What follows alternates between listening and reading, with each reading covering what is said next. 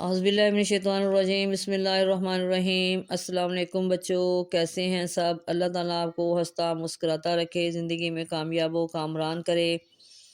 جی بچوں، آج ہم اسلامت لازمی میں ہم نے ٹاپک پڑھا تھا روزہ، آج ہم اس کی ایکسرسائز کریں گے۔ سب سے پہلے آپ کا جی درست جواب کا انتخاب کریں۔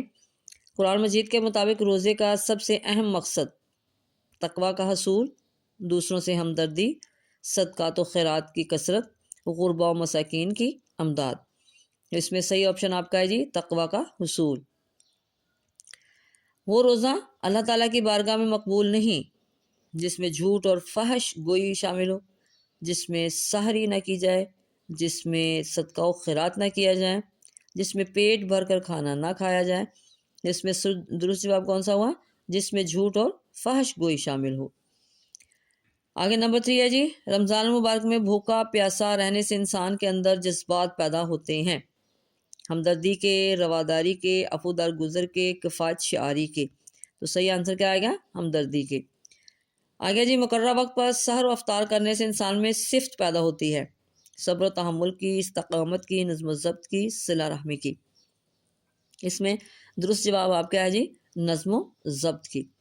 آگے نمبر 5 میں ہے جی رمضان المبارک میں بھوکا پیاسا رہنے سے انسان کو دوسروں کے بارے میں احساس ہوتا ہے، بھوک پیاس کا، مالی پریشانی کا، جسمانی مشقت کا، یا عزت نفس کا۔ تو صحیح آنسر آپ کا کیا ہوا؟ بھوک و پیاس کا۔ اچھا جی اب مختصر سوالات دیکھ لیتے ہیں جی۔ صوم کا معنی اور مفہوم تحریر کریں۔ جی بچوں یہ آپ کا پیج نمبر 32 پہ ہی ہے کہ قرآن و حدیث میں لفظ صوم یا صیام استعمال ہوا جس کے لغوی معنی رک جانے یا بچ جانے کے ہیں۔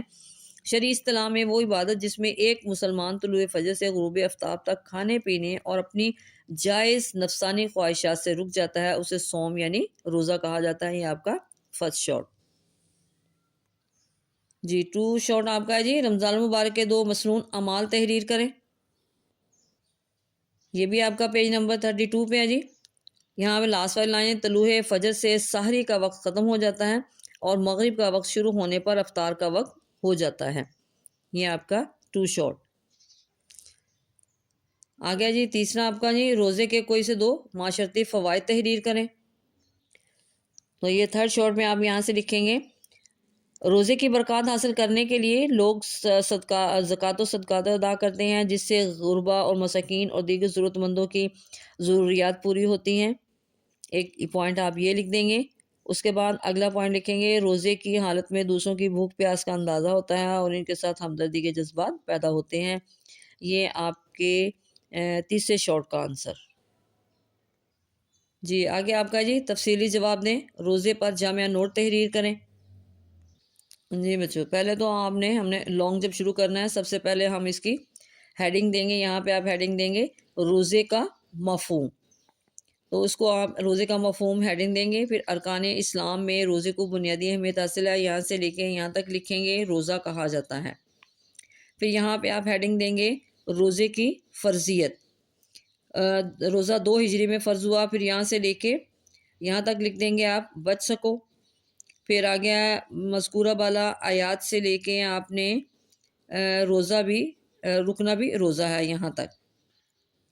پھر یہاں پہ آپ ہیڈنگ دیں گے روزے اور حدیث مبارکہ، یہاں پہ دیں گے ہیڈنگ اور یہ لکھیں گے آپ کہ جو شخص جھوٹ اور بیہودہ بولنا اور جھوٹ پر عمل نہ کرنا چھوڑے تو اللہ کو اس کے کھانے پینے کو چھوڑ دینے کی ضرورت نہیں۔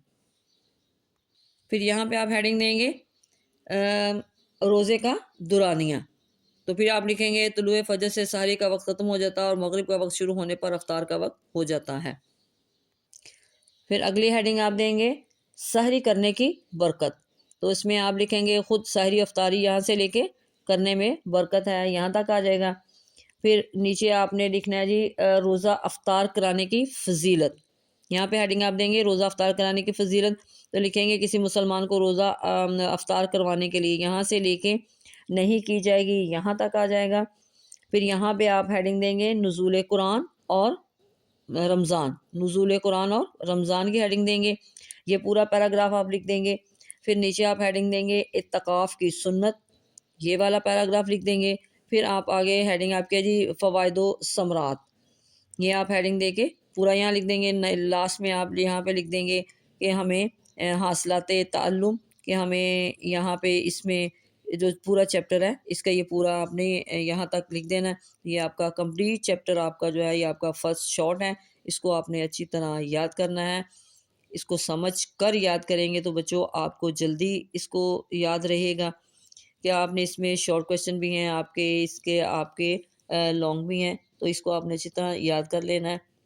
باقی بچوں آپ جتنا اس کو غور سے پڑھیں گے، اس پر عمل کریں گے، اتنا ہی آپ کو یہ اچھی طرح یاد ہوگا۔ چلیں اپنی دعاؤں میں یاد رکھیے گا۔ اوکے، اللہ حافظ۔